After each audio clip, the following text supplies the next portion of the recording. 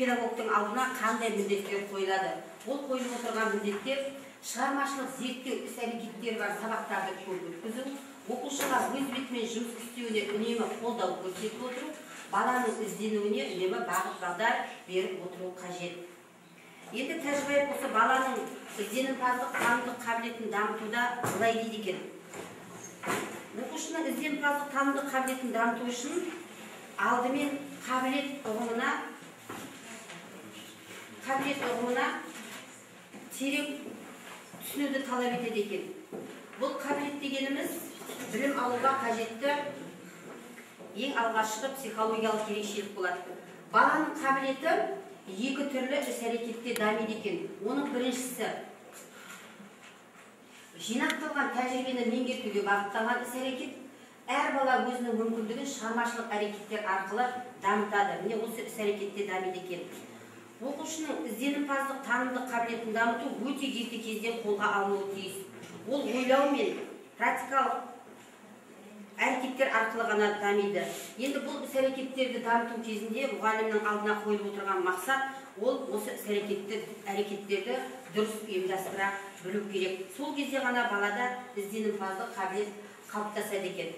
Оқушының таным әрекетін арттырудың бір жолы бұл өздігінен білім алу болып табылады. 21 ғасырдың іске асуға тиісті өзекті проблемалардың бірі оқушыны өз бетімен әрекет жасауға үйрету болып табылады. Енді психолог Зальков осы орайда осы тақырыпқа байланысты өзіндік жұмыс оқушылардың өзін-өзі бақылауын қалыптастырады деген екен. Енді бала өзінің алдына қойған мақсатына жету үшін өз күштерін тиімді пайдаланып, танымдық іс-әрекеттердің нәтижесінде жүзеге асырады екен. Мұғалім алдымен оқушының осы оқуға деген қызығушылығын арттыру керек. Егер де оқушының қызығушылығы артса, онда білім нәтижесінің болғандығы. Ол үшін үйрену барысында оқушының қабілеті ашылады екен. Оқушы өз күшіне, мүмкіндігіне сенім артып, дара тұлғалық сипатқа ие болады екен. Танымдық іс-әрекеттің негізгі қозғаушы күші бұл қызығушылықты ояту. Оқушы қызығушылығын қалыптастырудың қандай жолдары бар? Олар берілетін білімнің терең болуы, таң қалдыратын тарихи деректердің болуы, оқушылардың өз бетімен білім алуын тиімді ұйымдастыру. Егер де осы жолдарды жақсы мұғалім жүргізіп отыратын болса, оқушы қызығушылығы артады екен. Оқушының танымдық қызығушылығын ойын әрекетінің түрлерімен пайдалану арқылы жүзеге асыруға болады. Сабақта қызықты ойындарды көптеп ұйымдастыру, баланың ой өрісін кеңейтіп, ақыл өрісін дамытады екен. Қызықты ойыннан кейін балалар тез серігіп, сабақта келесі жұмыс жасау қабілеті жоғарылайды. Енді осы мақсатта мен оқушылардың ізденімпаздық танымдық қабілетін дамыту мақсатында Генрих Саулович Альтшуллердің TRIZ деген технологиясының элементтерін сабақтарында барлық пәндерде элементтерін көптеп пайдаланып жүрмін.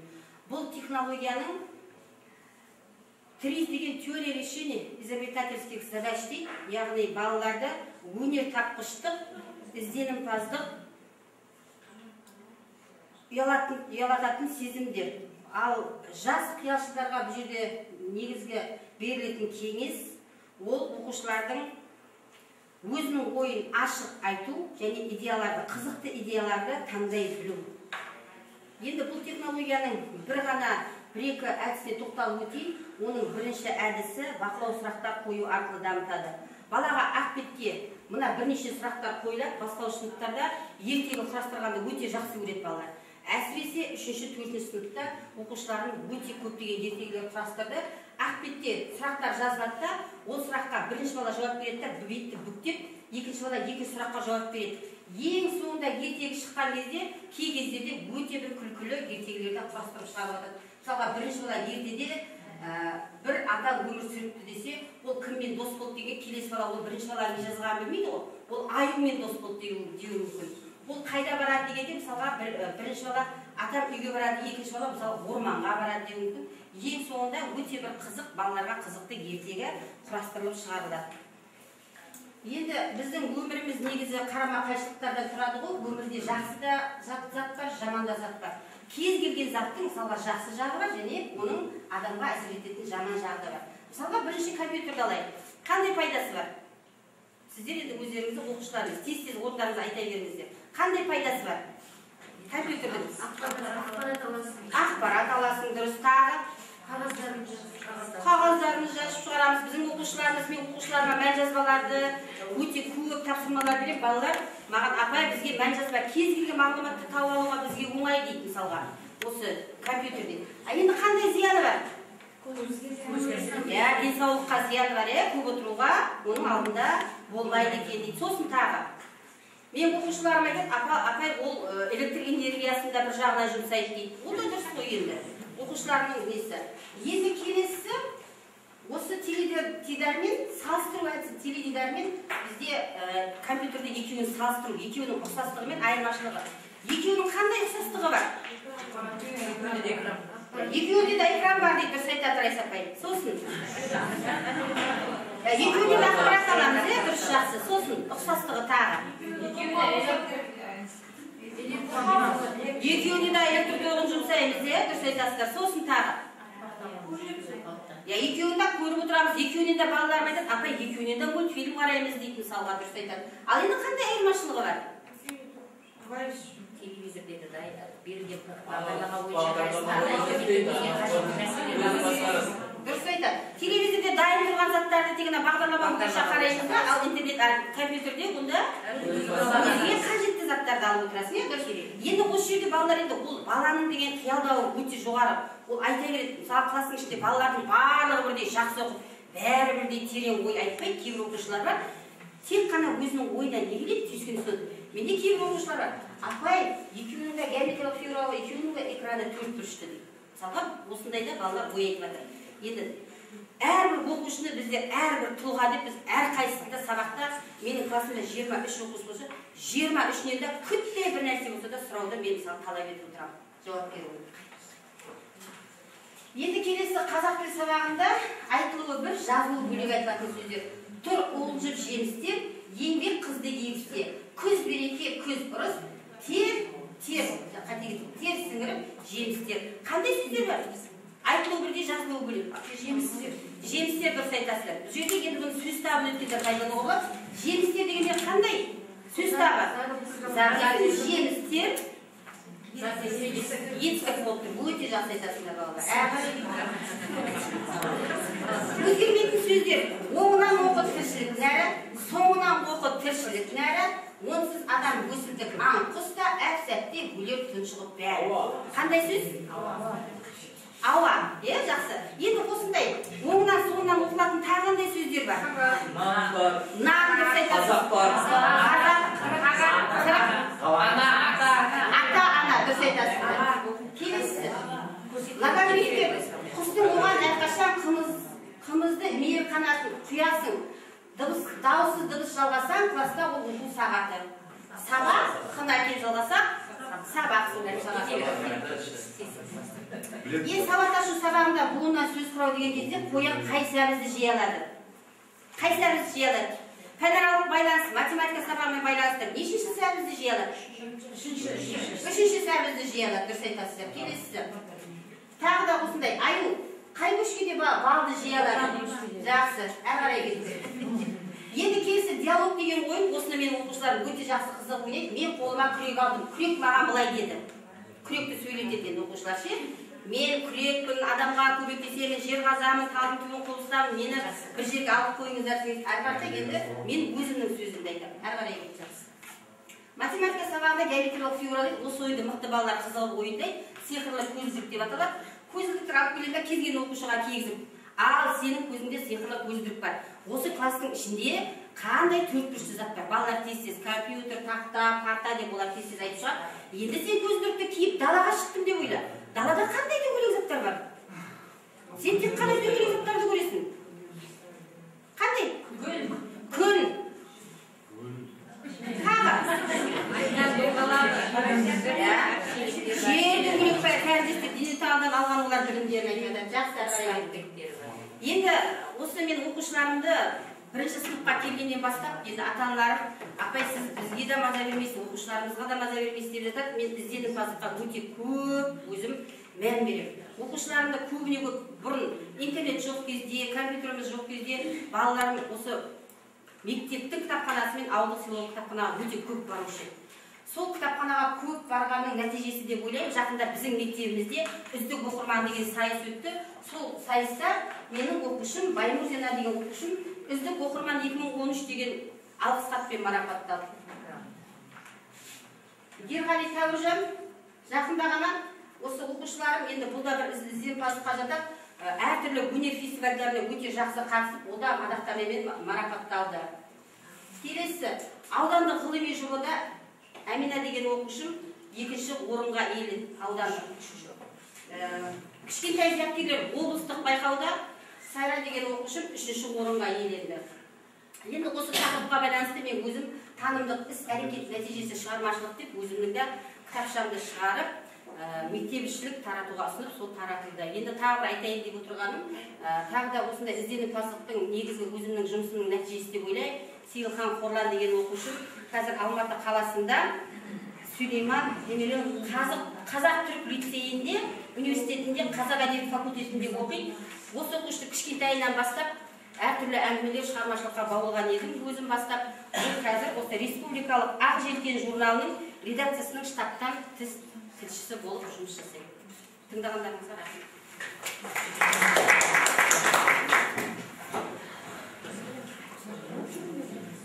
Келесі, Ораз Мағатбекова Жайымның Жайберден қызы, нөмірі 1-ші орта мектептің орыс тілі мен әдебиеті пәні мұғалімі. Почему я выбрала именно эту тему? Вы сами, все, кто преподает в 11 классе, вы знаете, самое уязвимое место, ахиллесова пята, это, конечно же, подготовка к ЕНТ. Что же такое для нас ЕНТ? Это, во-первых, внешняя экспертиза по единым правилам. Это способ создать определенные тенденции в развитии системы образования. Это способ управлять качеством системы, ввести элементы конкуренции в систему образования. Это способ анализа эффективности работы системы и учреждений. ЕНТ не только итоговый показатель знаний учащихся, но и залог получения путевки в будущей специальности, в будущей профессии. По проблематике единого тестирования уже выпущено немало научно-методических, научно-организационных материалов. Вместе с тем, до настоящего времени она решена далеко не так, чтобы удовлетворить все стороны, вовлеченные в процесс проведения и использования результатов ЕНТ. Прежде всего, в данном случае имеются в виду интересы самих учащихся и их родителей, а также самого массового отряда педагогов, школьного учительства. Идеального варианта подготовки к ЕНТ не существует, как и не существует идеального отчаяния. С 2005 года мои ученики сдают тесты. Были успехи и отчаяние. В своем выступлении я не собираюсь изобретать велосипед, а просто хочу поделиться опытом своей работы по подготовке учащегося к сдаче ЕНТ. При подготовке к тестам у выпускника появляются новые трудности. Главное отличие тестирования от выпускного экзамена состоит в том, что при подготовке придется повторить весь материал, изучаемый начиная с 5 по 10 класса. ЕНТ предполагает выпускнику сразу 125 заданий на 4 часа. При этом школьнику предлагается самому выбирать задания, с которыми он может справиться. Но ведь это уже трудная задача для учащихся, который привык стараться справиться с тем, что задано учителем. К ЕНТ надо готовиться и по предмету, и психологически. Это связано еще с тем, что задание ЕНТ сформулировано в непривычной для учащегося форме. И кроме того, большинство школьников должны смириться с тем, что все задачи они не решат в отведенное время. Сконцентрироваться надо на понятных на них задачах, решать их спокойно и до конца. Для этого, чтобы учащиеся не растерялись перед заданиями ЕНТ и решили правильно больше задач, их нужно готовить не в конце учебного года в 11 классе, а намного раньше, начиная с 5 класса. В каждом классе после окончания определенной темы я провожу уроки зачеты по определенной теме. Например, я начинаю уже подготовку не в самом 11 классе, а уже с 5 класса. Например, по теме фонетика. Уже начиная в этом классе я беру, например, есть такие сборники тестов, вы знаете, да? Пробное тестирование проходит в школе. И вот из этих тестов я выписываю все вопросы по фонетике. И уже отдаю эти тесты для учеников 5, 6, 7 класса. по определенной теме. Так, следующий слайд. Покажите, пожалуйста. Так, вот этот тест. Покажите. Так, вот здесь я выписала темы. Вот, закрой этот тест. Надо же, он же считать. Тест пошел.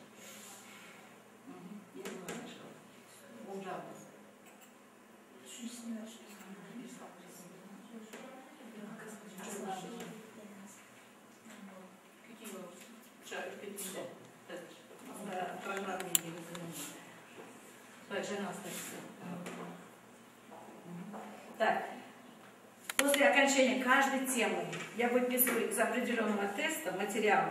И этот материал я отдаю своим ученикам, уже начиная с 5 класса. Уже эти тесты, которые входят в 11 классе.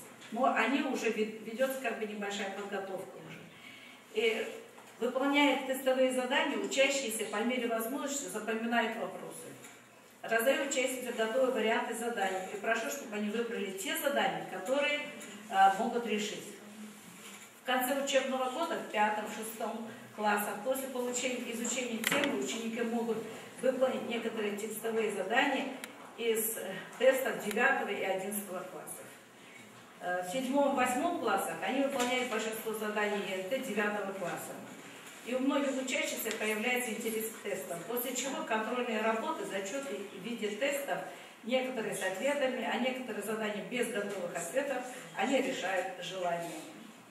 К чему я веду это? Они уже как бы знакомятся уже с определенными заданиями и уже запоминают ответы. А это, по-моему, тоже автоматически заполнить тест, по-моему, тоже хороший способ. И что еще обидно, русский язык включили в тесты, но баллы, которые они получили по этим тестам, они уже не учитываются при поступлении в университетах. И это, конечно же, очень огорчает. И вот выполняя тесты по русскому языку, отводится время, которое как бы отнимает то время, которое они должны сдать по определенной теме. И вот почему я веду, чтобы они автоматически уже быстро выполнили тесты по русскому языку. У каждого ученика ограничен круг возможностей. Будет неправильно, если во время подготовки не будем учитывать возможности учащихся. В течение всей 4-й четверти 11 класса я стараюсь повторить весь пройденный материал, который есть в ЕНТ, и при этом изучать новые темы. Во время занятий проводится пробный тест на школьном уровне, и по результатам выделяю и возможности учащегося и те темы, которые надо повторить с классом. Я составила рабочую программу. Второй слайд. Так, вот рабочая программа, но, к сожалению, тоже, наверное, не откроется. Так, и у меня есть полный показатель результатов ЕНТ, начиная с 2005 года, и за последние 3 года тоже есть вот в этом, но, к сожалению, тоже не открывается. Следующий. Содержание программы такое. Здесь повторяется фонетика и орфоэпия, лексика и фразеология, морфемика и словообразование, грамматика, морфология, грамматика, синтаксис, орфография, пунктуация. Я затрагиваю самые определенные темы, которые в основном охватываются по всем тестам. И я бы хотела познакомить вас с результатами своей работы. В этом году у меня тоже есть 2 класса, 11А и 11Б. Это вот результаты, показатели за 3 года. В том году у меня выпускного класса не было, у меня был только 10 класс, в этом году они тоже идут к тестам. И вот 2009-10 классы ЕНТ, показатель, по-моему, неплохой, 17 баллов, 17,8. Это средние баллы.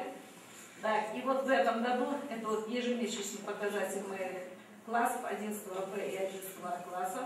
И также вот последние месяцы, апрель, 18,2 балла это 11А и 19,40 это 11Б показатели.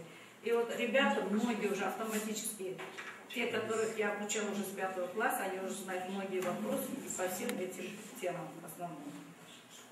В заключение я бы хотела еще раз напомнить, что при решении тестов в части А и Б не нужно пренебрегать своей интуицией. Иногда мы учим детей, отмечать ему. А бывают такие вопросы, которые они не знают, но по интуиции, я уже тоже этому учу. если недостаточно знаний. Очень часто именно интуитивно полученный ответ оказывается верным. Обучение представляет собой единство запоминания и творчества, где само творчество представляет собой эффективный процесс усвоения готовых истин. Закон обучения заключается в том, что чем эффективнее путь усвоения знаний избирается педагогом и детьми, тем более новый и необычный результат получается в итоге, тем сознательнее и прочнее усваиваются изучаемые знания. В обучении творчества самих детей выступает в качестве действенного способа глубокого освоения и применения знаний, умений и навыков на практике, одновременного развития их творческих сил, дарований и способностей.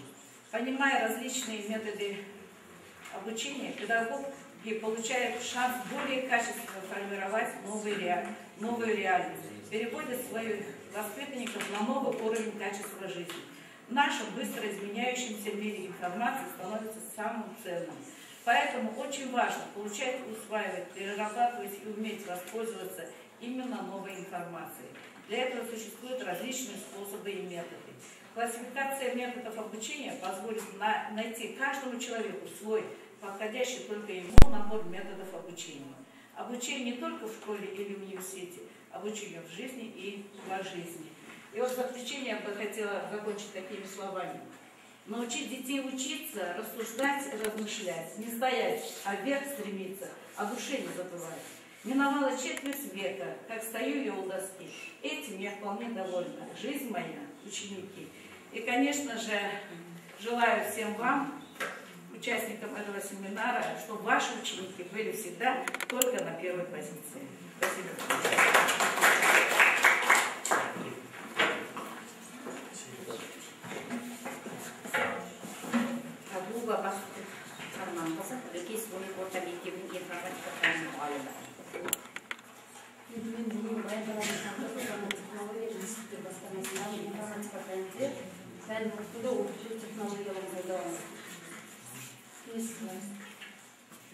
Бұл жерде бірінші сөзімді бастамас бұрын мынандай Ушинскийдің сөзінен бастағым келіп тұр. Мұғалім өзінің білімін үздіксіз көтеріп отырғанда ғана мұғалім оқуды ізденуді тоқтатысымен оның мұғалімдігі де ойларды белгіледі.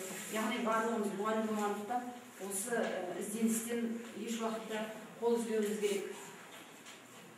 Енді жалпы жаңа технология деп алғасыз жерде бұл жерде педагогикалық технология туралы мынадай бір түсіндірме беріп кеткім келеді. Педагогикалық технология бұл педагогикалық әрекеттер табысына кепіл болады қатқыл ғылыми жоба. Әрі сол жобаның дәл жаңғырып іске асуы. Яғни қазіргі таңда педагогикалық технологиялардың бірнеше түрлері және де оны әрбір пәнде пайдаланудың өзінің ерекшеліктері бар. Соған байланысты көбінде информатика пәніне келетін бізде ақпараттық коммуникативтік технологияны жаңағыдай жатқызуымызға болады. Сонымен қатар мен бүгінгі жаңа технология деп алып отырғанда 1970 жылы американ философы Дональд Ховардтың жасаған ертеңгі күн мектебі бағдарламасын информатика пәнінде пайдаланудың жолын көрсеткім келіп отыр. Яғни бұл жерде бірінші алғашқы ертеңгі күн мектебі дегеніміз американдық мектепте ағылшын тілін оқыту үшін жасалған. Яғни бұл жерде арнайы жұмыс жасаушы мұғалім, яғни супервайзерлер және де оқушылардың қатысуымен жүзеге асатын бағдарлама. Бұл бағдарламада ең алғашында негізгі мынадай мақсаттар белгіленді. Индивидуалды өнімділіктің деңгейін көтеру мақсатында жеке тұлғаны дамыту біріншісі, екінші белсенді түрде мен деген түсінікті қалыптастыру, үшінші заңға бағынушы азаматты тәрбиелеу. Яғни осы мақсатты алға қоя отырып, мынадай оқу заңдылықтарын пайдаланды. Яғни білім алушы өзі игере және түсіне алатын деңгейде болуы керек. Белгіленген уақыт аралығында білім алушы өзі орындауы мүмкін мақсаттарды қоя білуі керек. Білім алушы өткен тақырыптарды игере және тәжірибеде пайдалану үшін бақылауда болуы және әсер етуші стимулдары болуы керек. Төртінші, білім алушының білімі бағалануы керек те, ал бесінші, білім алушының білімі марапатталуы керек. Яғни бұл жерде оқушы тек мұғалімнің бағытымен ғана жеке жұмыс жасай алатын болды.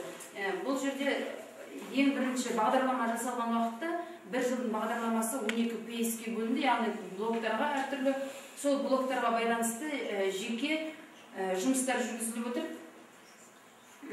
Енді бұл осы таңда, мысалға мен өзімнің жаңа информатика пәнінің ішінде 8-ші сыныптың информатика пәнін алып, ондағы берілген тақырыптарды сол 12 блокқа бөлдім.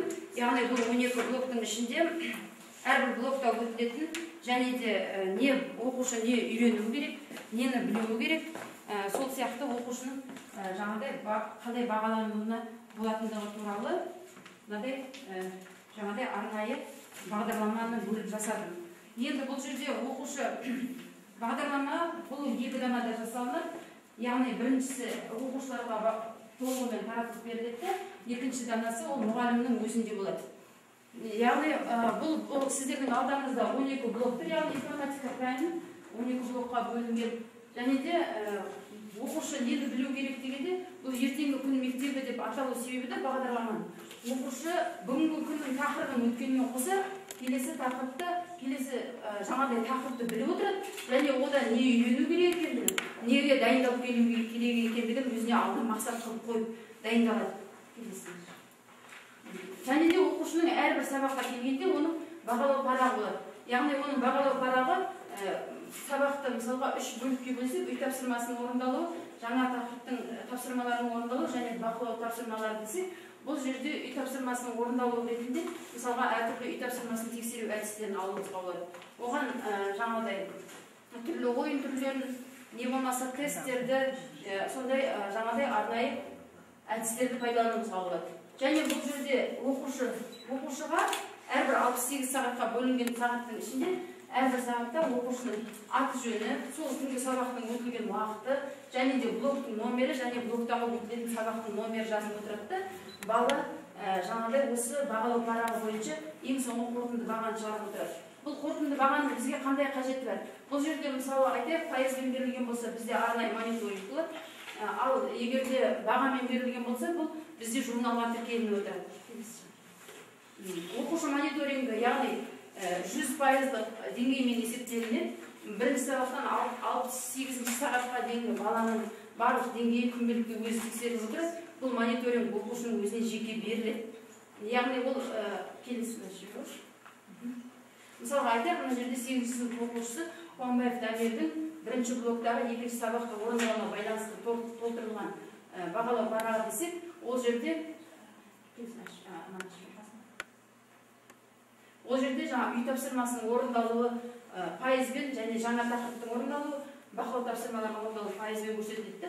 Ең соңғы шыққан пайыз, яғни оқушы мониторингіден толтырылады. Сол кезде оқушы өзінің қанша алып отырғандығына және қаншалықты сол тақырыпты игергендігіне жаңағыдай бақылау жасап отырады. Мониторинг дегеніміз яғни сол үшін жүргізіледі.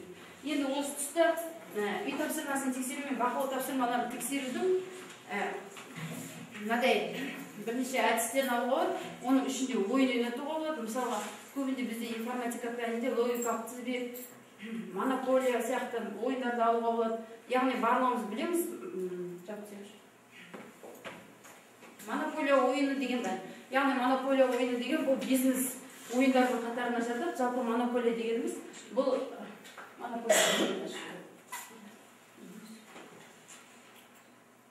яғни бизнес ойындарға жатады. Бұл жерде монополия дегеніміз нарықтағы ешқандай бәсекелесі жоқ кәсіпорын екендігін көрсетеді. Енді мен осы тұста арнайы бағдарламаның білім монополиясы деген сол бизнес ойынның басқа пәнде қалай пайдалануға болатындығы туралы жаңағыдай программа жасаған.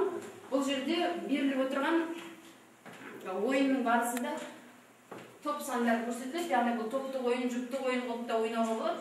Ол кезде қатысатын оқушылардың саны көрсетіледі. Сонымен қатар жаңағыдай бұл ойынның арнайы құралы, яғни тастар пайдаланылады. Ойын тастары. Енді мысалға айтайық, бүгінгі біздің ойынымызда 2 топ қатысып отыр десек, оларға арнайы осы ойын тастары беріледі. Яғни осы арқылы ойынның жүрісі ескеріліп отырады. Енді мысалға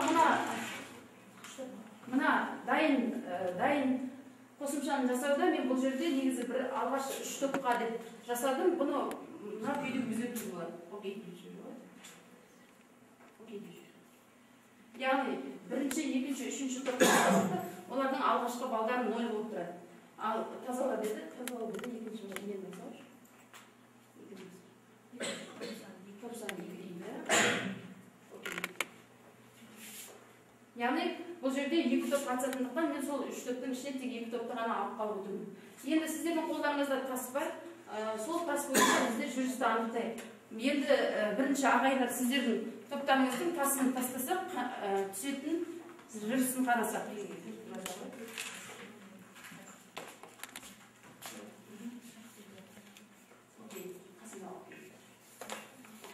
Төрт деген уақытта сіздің жүрісіңіз, төртінші жүріс, келесі топтың жүрісіне ауысып кетті. Яғни, былайынша айтқанда, переход ходы деген сияқты, яғни ауысу, орын ауысу. Соған байланысты ағай сіздердің тастарыңызды қарасақ.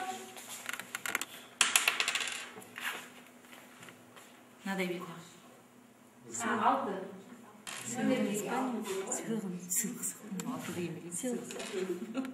Яғни 6 дегенде сізге сыйлық берілді 5 балды басауыз.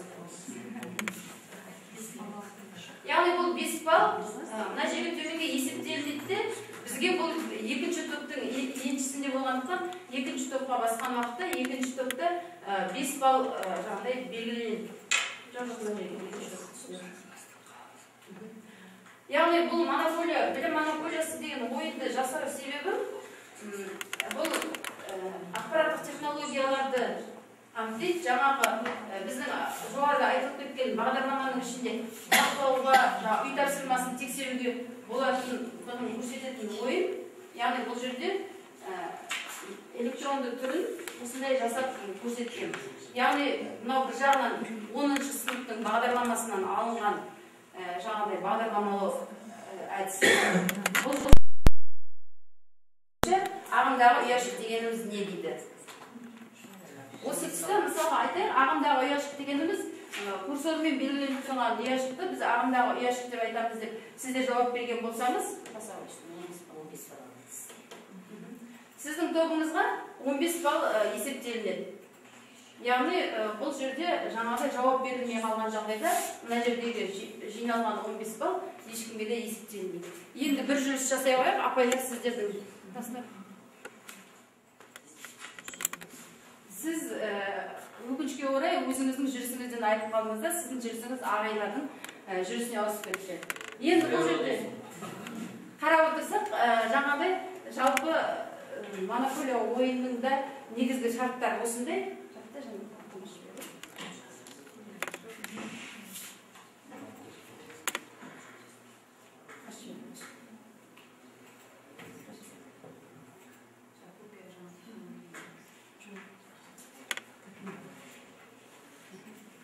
Жалпы монополия ойыны дегеніміз мынадай ойын, бұл мысалы интернеттегі мысалын алған, бұл қағаз күйінде де, яғни оқушылардың алдына жеке беріліп те ойналады, жұптық күйде, не болмаса жаңағыдай топтық күйде электронды болып та ойналады.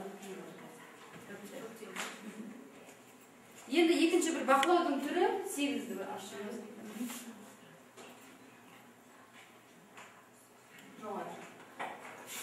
Екінші бақылаудың бір түрі бұл жаңағыдай тесттерді пайдаланудың электронды түрі. Яғни бізде арнайы бағдарламалар бар, тесттеу бағдарламалар. Сонымен қатар егер арнайы бізде бағдарлама болмай қалған жағдайда Microsoft Office бағдарламасының ішінде Excel бағдарламасы жай ғана біздер кестемен жаңағыдай әртүрлі есептер беретін бағдарламаны біз тестті электронды етіп те жасауымызға болады. Мысалы айтайық, мына жерде барлығының дұрыс жауаптары беріп тұр дедік.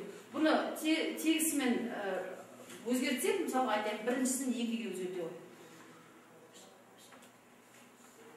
Басында 2-ге. 2.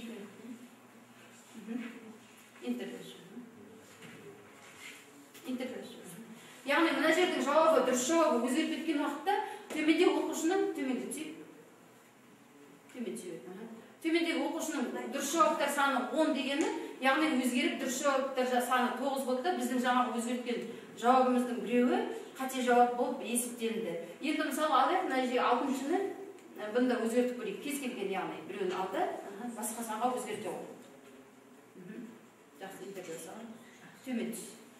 Яғни бұл жерде өзгертілген уақытта дұрыс жауаптардың саны 8 болыпты, баланың 5 алып тұрған бағасы 4-ке түсіп қалды. Яғни бұл оқу процесін жеңілдетеді. Бұндай тестті жасаған және де жеке-жеке мысалға балалардың алдына қағаз таратып, оны әрқайсысын жинап жүрмей, бала өзінің бағасын осы жерден тапсырып, яғни бағаны көріп отырады. Бұл жаңағыдай технологияны жеңілдетудің тағы бір түрі деп айтқым келеді.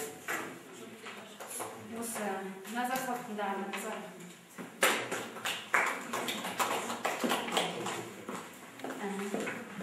Келесі Абдулина Нұршан Қылышбекова, Жекесінің орта мектебінің орыс тілі мен әдебиеті пәнінің мұғалімі. Құрметті әріптестер, өздеріңіз білесіздер, Қазақстандағы білім беруді дамытудың 2010-2020 жылдарға арналған мемлекеттік бағдарлама жобасында педагог кадрлардың кәсіби біліктілігін дамытуды қамтамасыз ету үшін жаңа бағдарламалар ұсынды. Осы бағытта 2012 жылдары Республикалық педагогикалық шеберлік орталығы ұйымдастыруымен педагог қызметкерлердің біліктілігін жетілдіру институттарында жаңа форматты курстар басталды. Яғни бұл курсқа осы үстіміздегі жылдың 2012 жылдары жылында қыркүйек және желтоқсан айында 3 айлық курстан өткен. Курстың атауы Назарбаев зияткерлік мектебінің Кембридж университетінің халықаралық емтихан кеңесімен бірлескен 3-ші базалық деңгейдегі мұғалімдерді дайындауға арналған 3 айлық біліктілікті жетілдіру курсы болып табылады. Бұл курстың негізінде оқытылғандағы 2 бағытта жұмыс жасайды. Біріншісі мұғалімдердің оқыту мен оқудың табыстылығы туралы заманауи түсініктеріне сай білімді игеруі. Екіншісі өзара байланысты мұғалімнің құзыреттілігін жетілдіру және өз әріптестерінің кәсіби дамуына ықпал ету. Осы курстар аясында ұсынылған жаңаша әдіс-тәсілдер болып, осы жаңаша әдіс-тәсілдердің біздің осы жай мектептерде қолданылуда әртүрлі ерекшеліктері болыпты. Сол мақсатта сіздерге ұсынылып отырған баяндаманың тақырыбы Кембридж курсындағы әдіс-тәсілдердің мектепте қолданудың оңтайлы тәсілі деп аталады. Негізгі баяндама 3 бөлімнен тұрады. Бірінші негізгі идеялар түсіну және білу, әдіс-тәсілдерді, екінші іс тәжірибеге енгізу және үшінші енгізу рефлексиясы. Мағжан Жұмабаевтың пікірінше, сабақ беру үйреншікті жай шеберлік емес, ол үнемі жетілдіруді қажет ететін, үнемі жаңаны табатын өнер. Олай болатын болса, қазіргі таңда мектеп жұмысы мен оқушы жетістіктердің осы күндегі негізі туған мұғалім деп аламыз. Мұғалім бұл оқушыға жеке ойлау үдерістері мен жұмыс қағидаттарын зерттеуге, міндеттері орындау стратегияларын әзірлеуге, ойластыруға көмектеседі. Сонымен қатар осы стратегияларды іске асыру үшін оқушыларға оқуды үйрету үшін талап етіледі. Сол себепті мұғалім кез келген уақытта әртүрлі оқыту стратегияларын пайдаланады. Осы стратегияны пайдаланбас бұрын мұғалім мен оқушы кез келген стратегияның әдіс тәсілі қыр-сырын жетіп түсіну білуі қажет. Сонда ғана жұмыс нәтижелі болмақ. Бұл стратегиялар оқушыларды шығармашылықпен әрекет етуге, ізденімпаздыққа баулуды, еркін, терең, жан-жақты ойлауына, үздіксіз жұмыс жасауына жол ашады. Баланың жеке тәжірибесін өзі жинақтауы, оның дамуы үшін құндырақ дейтін болса, бұл курстың дәстүрлі оқытудан бір айырмашылығы классқа немесе аудиторияға келген уақытта міндетті түрде сыныпта ынтымақтастықты қалыптастыру атмосферасына байланысты психологиялық тренингтер жүргізу керек. Осы тренингтердің ішінде сіздердің алдарыңызда сабақта тәжірибемде қолданып жүрген не ортақ, мен досымды таныстырғым келеді, мен кіммен ұқсаспын, көтеріңкі көңіл-күй, мен өзімді теңеймін себебі деген сияқты тренингтер берілді. Негізінде осы курс барысында мен тәжірибем негізде 4-ші сыныптарда өткен, төменгі бастауыш сыныптарда. Не ортақ белгілеріне келгенде төменгі сынып оқушылары өздерінің үй жануарларымен, отбасымен, нені жақсы көретінмен қатар, олар күнделіктердегі баға санында салыстыру арқылы өздерінің ортақ қасиеттерін айтып отыр. Енді осы берілген ынтымақтастықты қалыптастыру бағытында кішкентай ғана сіздермен мен досымды таныстырғым келеді атты айдармен тренинг жүргізе алып, өздеріңіздің қасындағы досыңыз туралы бір ауыз сөз ғана жазып шығасыздар.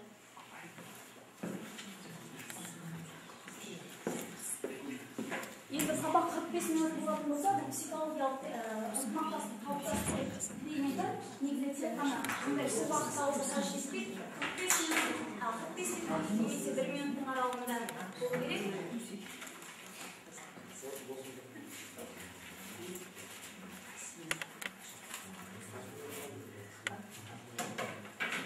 Болсаңыздар және де өзіңіз қасыңыздағы